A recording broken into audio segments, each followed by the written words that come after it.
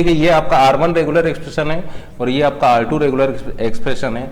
तो यहाँ पर हम ऐसा बोल सकते हैं कि R1 यूनियन R2 आपको जो मिलेगा वो R1 मिलेगा, R1 इंटरसेक्शन R2 जो मिलेगा वो आपको R2 मिलेगा, और R1 जो होगा R2 जो होगा वो प्रॉपर R2 जो होगा वो सबसेट होगा R1 का, या फिर आप ऐसा बोल सकते हैं कि इस केस में R2 जो होगा वो प्रॉपर सबसेट होगा R1 का, ठीक है ना। और अगर हम आपसे अगर हम आपसे पूछे R2 माइनस R1 क्या होगा, तो R2 माइनस R1 यहाँ पर आपका 5 होगा। और अगर हम आपसे पूछें R1 कॉन्केटिनेट R2 क्या होगा, तो R1 कॉन्केटिनेट R2 आपका यहाँ पर R1 होगा। या फिर अगर हम आपसे पूछें R1 और R2 क्लोजर में क्या रिलेशनशिप होगा, तो R1 is equal to R2 closure होगा। अगर आप इसका क्लोजर ले लेते हैं तब ये इक्वल हो जाएगा, ठीक है ना। तो R1 is equal to R2 closure. अब देखिए A प्लस बी क्लोजर को देखते हैं। A प्लस बी क्लोजर में आप यहाँ पर दो टाइप से इसकी ऑर्डरिंग कर सकते हैं। फर्स्ट होता है आपका प्रॉपर ऑर्डर, सेकंड होता है डिक्शनरी ऑर्डर, या आप बोल सकते हैं कि लेक्सिकोग्राफिक ऑर्डर या अल्फाबेटिकल ऑर्डर, ठीक है ना।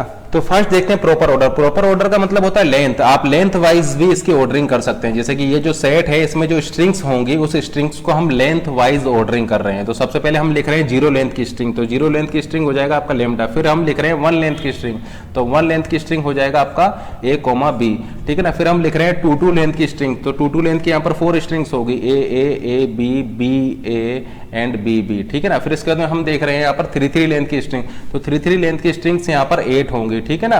तो इस टाइप की ऑर्डरिंग को हम बोलते हैं प्रॉपर ऑर्डरिंग। तो प्रॉपर ऑर्डरिंग का मतलब है लेंथ वाइज स्ट्रिंग्स को ऑर्डर करना है। या फिर आप इनको अल्फाबेटिकली ऑर्डर भी कर सकते हैं, ठीक है ना। अल्फाबेटिकली ऑर्डर से मेरा मतलब है जैसे कि डिक्शनरी में आपके जो वर्ड्स होते हैं वो जो ऑर्डरिंग होती है, ठीक है ना। तो उसको हम डिक्शनरी ऑर्डर भी बोल सकते हैं, डिक्शनरी ऑर्डरिंग भी बोल सकते हैं, अल्फाबेटिकल ऑर्डरिंग भी बोल सकते हैं, या फिर आप उसको लेक्सिकोग्राफिक ऑर्डरिंग भी बोल सकते हैं। तो अब हम इन स्ट्रिंग्स को अरेंज करने जा रहे हैं अल्फाबेटिकली ऑर्डर में, या फिर आप उसको लेक्सिकोग्राफिक ऑर्डर भी बोल सकते हैं, या फिर आप उसको डिक्शनरी ऑर्डर भी बोल सकते हैं। जैसे कि सबसे पहले क्या आ जाएगा, सबसे पहले आपका लेमडा आ जाएगा, उसके बाद ए से बनने वाली सारी स्ट्रिंग्स आ जाएंगी, A, double A, triple A, ठीक है ना। उसके बाद फिर आपका A, B, ठीक है ना, A, B आपका आ जाएगा, और फिर आपका जैसे कि B आ जाएगा। तो जैसे डिक्शनरी में होता है आपका उस टाइप की ऑर्डरिंग यहाँ पर होगी, ठीक है ना, B, ठीक है ना। तो अगर इन स्ट्रिंग्स को आप लेंथ वाइज अरेंज कर देंगे तो उसको हम बोलेंगे प्रॉपर ऑर्डरिंग। और अगर इन स्ट्रिंग्स को आप अल्फाबेटिकली ऑर्डर कर देंगे, अल्फाबेटिकली ऑर्डर जैसे कि डिक्शनरी में आपके जो वर्ड्स होते हैं वो जिस ऑर्डर में अरेंज रहते हैं, तो अगर आप डिक्शनरी वाले पैटर्न को फॉलो करते हुए अगर इन स्ट्रिंग्स को अरेंज करते हैं तो उसको हम बोलेंगे अल्फाबेटिकली ऑर्डर या डिक्शनरी ऑर्डर या लेक्सिकोग्राफिक ऑर्डर, ठीक है ना। एक रेगुलर एक्सप्रेशन हम लिख रहे हैं A, B क्लोजर, और सेकंड रेगुलर एक्सप्रेशन है मान लीजिए हमारा A क्लोजर, B क्लोजर। तो इनमें क्या रिलेशन होगा, क्या ये दोनों रेगुलर एक्सप्रेशन इक्वल होंगे? ये दोनों रेगुलर एक्सप्रेशन इक्वल नहीं होंगे, क्योंकि इसको हम लिख सकते हैं A पावर n,